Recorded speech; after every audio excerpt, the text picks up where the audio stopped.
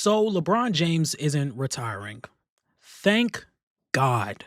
And I know you guys are going to look at me like, oh my God, this guy's a LeBron Glazer. He's a bronzexual. But to be honest, man, for context, I'm 23 years old. I don't know basketball or NBA basketball without LeBron James in the league. And when he dropped that teaser ad for Hennessy, I was scared because I thought LeBron James was about to play his last season. And I know there's people that's going to understand me when I say this.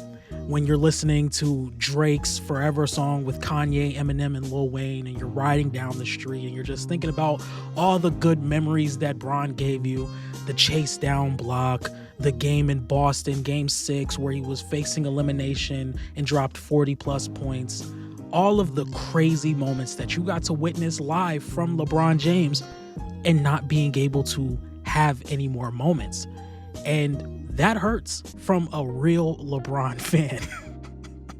Okay, in all seriousness, ladies and gentlemen, welcome back to a brand new episode of At the Buzzer Sports, where we talk all things basketball all the time. And we got some news earlier today.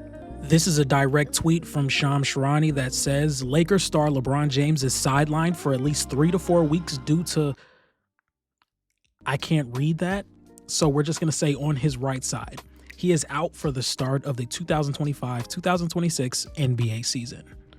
And for a team like Los Angeles, who still relies heavily on LeBron James at 40 to 41 years old, this is going to be a big hit. Now, I understand that the Los Angeles Lakers just traded for Luka Doncic, and he's going to have to do a very big carry job for the first few weeks of the season because there will be no LeBron James. And there is still some optimism from me, at least, to believe that this Lakers team can still win some games without LeBron James because you have a heliocentric guard like Luka Doncic, who is used to having the ball in his hand for majority of the time he is on the floor. And you have, in my opinion, an all-star level second option in Austin Reeves when LeBron James isn't on the court.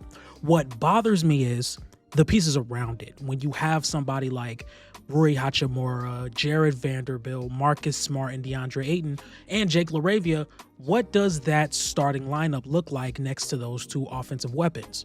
I think Marcus Smart kind of has to start in this situation just because you want to have some type of on-ball perimeter defense in that lineup, and then you put Rui Hachimura at the 4 for spacing, and then you put your 5 as DeAndre Ayton. Now, while I do believe that can get this team some really good wins throughout the regular season or throughout the few weeks that LeBron James isn't going to play, I still don't think the Lakers offense will be at its full form until LeBron James returns. And with LeBron James's age, you're always going to be questionable about his injuries because we don't know if LeBron James is going to return and still be the top 10 to 15 player that we've all seen LeBron James to be. And that's the biggest question. So that brings me into an even deeper question for the Los Angeles Lakers is, what does this team look like post-LeBron? And you have to wonder if the Lakers do re-sign him or if this is going to be his last year. We've all heard the reports that LeBron James wanted to sign a multi-year extension, but the Los Angeles Lakers believe that they should be going their separate paths with LeBron James. They did not want to give him that multi-year extension, so he ended up taking his player option for this season for, I believe, $50 million. And this is where it gets interesting because the Los Angeles Lakers just brought in a top 5 player in basketball in Luka Doncic. And they've really had to flip their team upside down in the matter of weeks throughout the offseason because we just got this gift dropped into the palm of our hands. And now we have to build around it. Luka Doncic was leaving almost a perfect situation in Dallas. They were a really good playoff defense with Luka Doncic in the lineup. They were much better after the trade deadline when they acquired guys like PJ Washington and Daniel Gafford. He had lob threats, he had a second ball handler, he had floor spacers, and even the season after, the year he got traded, they brought in guys like Klay Thompson and Quentin Grimes to really help out this unit with the floor spacing, and it just looked like Luka had a real chance to get to the finals and win more than he ever has in previous years. So my question would be, how do you build a team around Luka Doncic? And I would think that you would have some type of pieces already there in Los Angeles to build around Luka. But my problem is the assets and the asset management. The Los Angeles Lakers don't have many picks that they can move at this moment. And then their biggest priority or their biggest asset on the team may be Austin Reeves. And that's a pretty good player to pair next to Luka Doncic. Now, we all know Luka Doncic is a very heliocentric style of guard who likes to play in pick and roll and isolation a lot. He's been one of the most efficient isolation and pick and roll players in the entire NBA ever since he came into the NBA. And he's the type of player that can make any pass in the book, whether it's lob passes, skip passes, bounce passes, finding cutters, and finding proper kick out passes. We've seen a lot of possessions where they run actions where Luka Doncic is at the elbow playing in the post, and they have some type of decoy action on the perimeter to get a shooter open. And I feel as though Luka Doncic, who can really shoot off the catch and drive by closeouts and make proper decisions with the ball, whether it's passes, getting to the line, or hitting mid-range pull-ups. And I'm not saying Austin Reeves is to the level of Kyrie Irving, but that's something we saw with Kyrie Irving with his off-ball play and ability to create off the dribble. And I feel as though Austin Reeves fits that type of category. But the biggest priority right now is the defensive side of the ball. We're not necessarily worried about the Lakers' offense. With Luka Doncic and Austin Reeves, I still feel as though they can muster up a good offense with the proper pieces around them. But we all know that Luka Doncic and Austin Reeves is one of the worst defensive backcourts in the entire NBA. And what they did in Dallas with a backcourt of Luka Doncic and Kyrie Irving to make this fit is they put a bunch of defensive wings and centers around them to really help out this unit with their defense.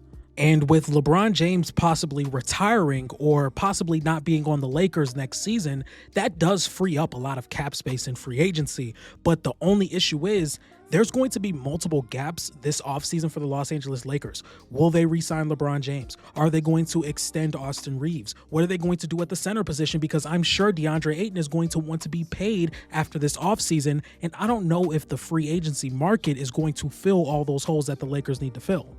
So my big question is, do the Lakers trade Austin Reeves? What is the value behind Austin Reeves? And if you were to trade him, you would have to trade him this season. Either you extend him in the offseason or you trade him during the trade deadline. And Austin Reeves is going to have majority of the leverage because he's going to have his pick of the litter of what team he wants to go to, because not a lot of teams are going to sign or trade for a player who they don't know is going to re-sign over the summer. And to be completely honest, these are a lot of answers that I just don't know if the Lakers front office is going to be willing to answer over one offseason.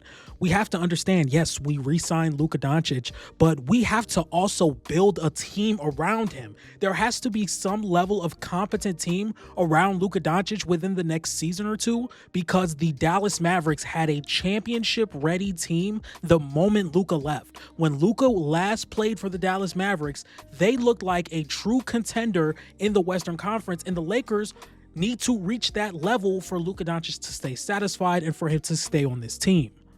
And in my opinion, you have to trade Austin Reeves for a center that you can pair next to Luka Doncic for the foreseeable future. And to me, it's Walker Kessler. I think Luka Doncic is a type of player that can raise the offensive ceiling for centers like Walker Kessler, while Walker Kessler is still one of the better defensive centers in the league. I would say he's probably a top 10 defensive center in the league, and he's still very young. Now, the problem that comes with that is Danny Ainge wants a lot for Walker Kessler. He wants Austin Reeves and picks, and that's just something that is going to have to be negotiated.